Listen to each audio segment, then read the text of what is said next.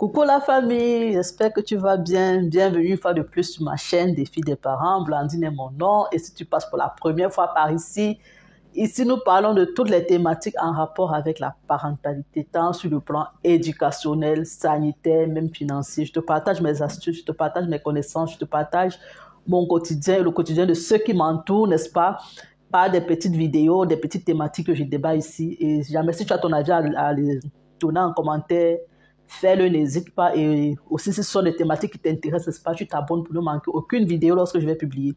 Bon, voilà, aujourd'hui, on va parler, n'est-ce pas, de quoi? On va parler de trois choses, qui nous font détester nos frères et sœurs. Trois choses, n'est-ce pas, qui divisent les enfants. Et que les parents, peut-être, je ne sais pas s'ils le font de façon consciente ou pas. Dans la première, on ne va pas tourner autour du sujet. Cette vidéo va être très rapide et courte, n'est-ce pas? Donc, la première des choses qui divisent nos enfants, c'est quoi? C'est le nom que nous donnons à nos enfants. Surtout, je parle surtout pour les Africains. Les Africains aiment bien l'histoire d'homonyme. Tu vas t'appeler comme mon grand-père, tu vas t'appeler comme mon père, tu vas t'appeler comme ma mère. Bon, voilà, analysons. Tu donnes à ton enfant peut-être le nom de ta mère. Tu donnes à ton autre enfant le nom de la mère de ton mari. Tu donnes à l'autre enfant le nom du grand-père de ton mari. Tu donnes à l'autre enfant le nom peut-être de ta sœur. Voilà, quatre enfants avec quatre origines de noms différentes. C'est d'origine africaine, oui, mais quand je dis origine, je vais dire la généalogie est différente, n'est-ce pas? Voilà peut-être la mère de la femme qui appelle et à chaque fois qu'elle appelle, elle demande. C'est-à-dire, j'ai l'impression que les autres enfants ne l'intéressent pas. Ce qu'elle a demandé, c'est comment va mon homonyme. Mon homonyme, ma mère, là, elle se porte comment? Quand elle arrive à la maison, salut les enfants. Ouais, ma mère vient, elle va porter l'enfant. Les autres enfants ont fait tourner, mais c'est comme si les autres enfants n'existent pas. Donc, elle, la personne qui l'intéresse à la maison, c'est la personne qui porte son nom. Le père aussi, peut-être de l'homme aussi, quand il arrive à la maison, il voit qui?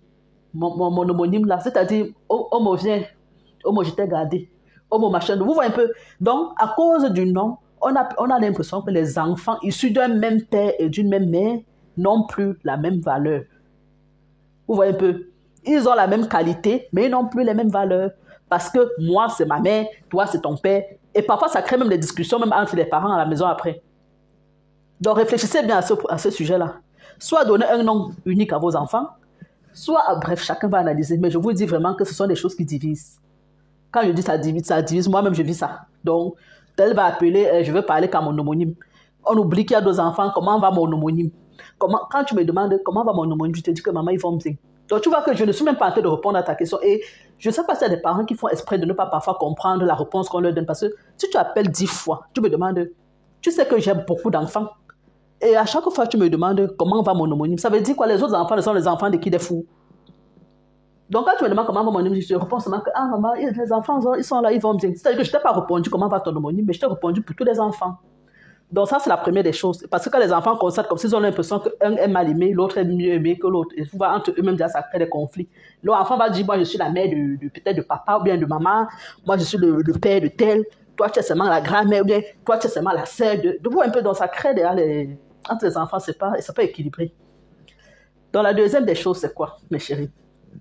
La deuxième des choses, je suis désolée, mais c'est pour les familles qui ont des enfants avec plusieurs pères. Quand je dis des enfants, plusieurs pères, c'est-à-dire des familles où il y a plusieurs enfants et chaque enfant a son père. Je ne sais pas comment on appelle ça, si c'est la multiparentalité, quelque chose comme ça.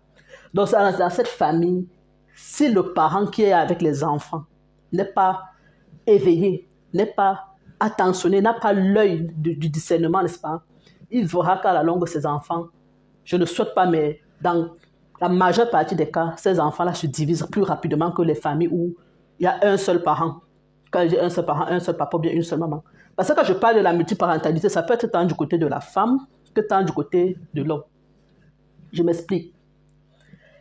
Dans la multiparentalité, je parle de quoi? Voilà une maman, par exemple, elle a peut-être 3 enfants avec 3 papas.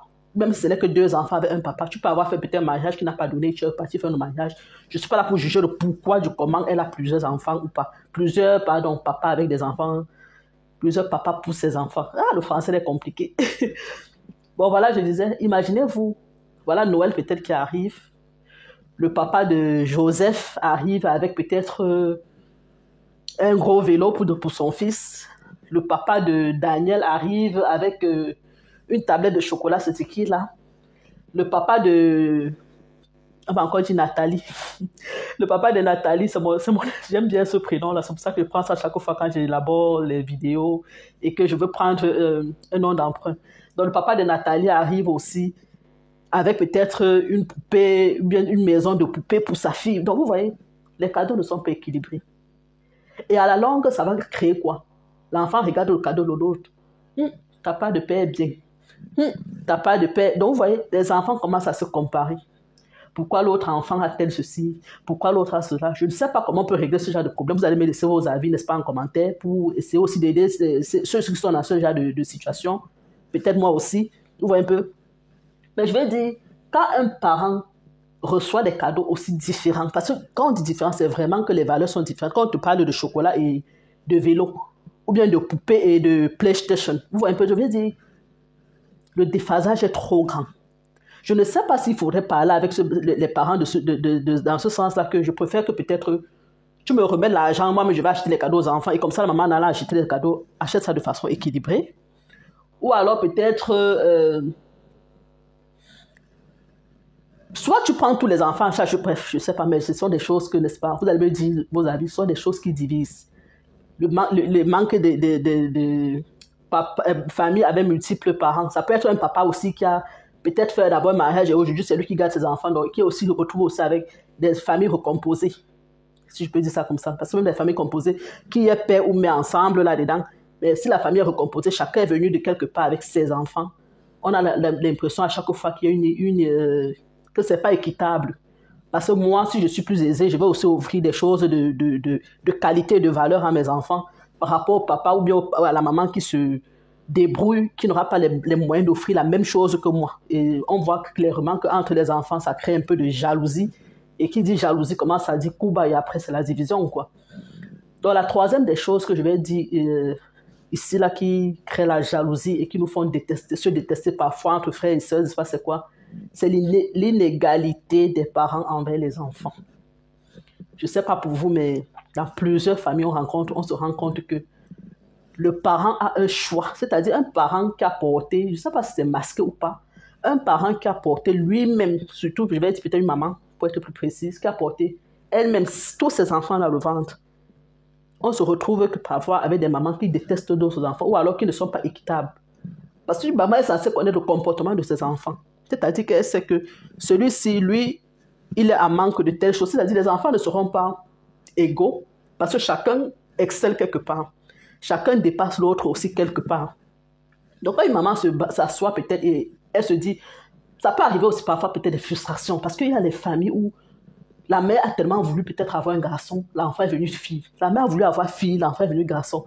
Et ce qui fait que l'enfant qu'elle reçoit après, ce n'est pas ce qu'elle avait souhaité. Donc, elle fait avec, comme on dit comme ça. Et quand elle fait avec, l'amour n'est pas pareil. Elle ne va pas te donner comme ce que... C'est comme si tu désires la voiture et après on t'offre la moto. Oui, tu vas conduire, mais ce n'est pas ce que tu voulais. Vous voyez un peu. Donc, je me dis, il y a cette inégalité-là que le parent présente à l'enfant. Parce qu'un enfant vient peut-être avec... Il y a des enfants qui sont plus intelligents. Je veux dire, même quand je dis plus intelligents, qui assimilent plus vite que d'autres. L'autre a peut-être besoin de trop lire pour que ça entre. L'autre, il suffit qu'il regarde juste, il écoute juste pendant que le professeur parle, c'est déjà entré. Vous voyez, et vous commencez à peser vos enfants. Ah, toi, tu es trop bête, tu es plus bête. Regarde les résultats scolaires de ton frère. Vous voyez, vous comparez les enfants devant eux. Si moi, je me rends compte que tu me compares que tu es mon frère, tu as dit tu es traqué pour te vanter mon frère devant moi. Je vais faire des coups bas pour que tu ne vantes mon frère là. Soit je vais même prendre ses cahiers, je cache. Comme ça, il va aussi avoir les mauvaises notes que j'ai là. Comme ça, on va voir comment tu vas nous départager. Encore, je vais dire, en fait, ce n'est pas la solution. Ça, c'est juste pour détendre un peu l'atmosphère. Mais je vais dire, nous, les parents, on doit éviter de comparer nos enfants. Parce que la maman fait souvent ça sans savoir. Ah, toi, regarde, tu es trop bête. Je ne sais même pas vraiment que... Non. Pardon. Ça divise les enfants. Parce qu'on dit ça de façon inconsciente, mais pour l'enfant, ce sont des mots qui viennent comme un choc. C'est-à-dire ça entre là et puis ça ne peut pas ressortir. Il va grandir en sachant que maman aime plus tel, Maman aime plus tel. Et pourtant, la maman, elle sait juste que si je confie plus de responsabilité à celui-ci, ce n'est pas parce que je l'aime, c'est parce que je sais que d'après ses qualités, vous voyez un peu, mais l'enfant ne reçoit pas l'information, n'est-ce pas, de la même façon. Donc, j'attire votre attention, n'est-ce pas, à ce niveau-là pour que chacun sache en restant ses enfants comment déposer ses bases, sur quoi se baser, n'est-ce pas, même avant d'être déposé, quelles sont les valeurs de chaque enfant. Et surtout, comme toujours, donnons-leur de l'amour de façon équitable, n'est-ce pas?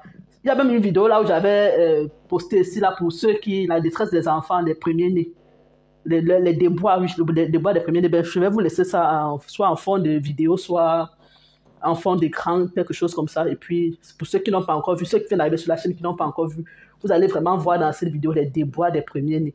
J'explique là-bas avec quelques exemples bien précis que moi-même aussi, j'ai commis sans savoir, n'est-ce pas? Donc, c'est un peu ça.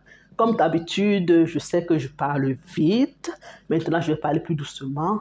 Comme d'habitude, si cette vidéo t'a plu, tu me laisses un pouce bleu. Tu complètes la liste en commentaire pour me dire, n'est-ce pas, quelles sont les choses que tu as constatées aussi qui créent la zizanie, la haine, la jalousie entre les enfants et même la division. Et si tu n'es pas encore abonné, tu t'abonnes et tu actives la cloche de notification pour ne rater aucune vidéo lorsque je publie. Bon, c'était Blandine de Défi des parents. On va se dire à la prochaine. Ciao, ciao.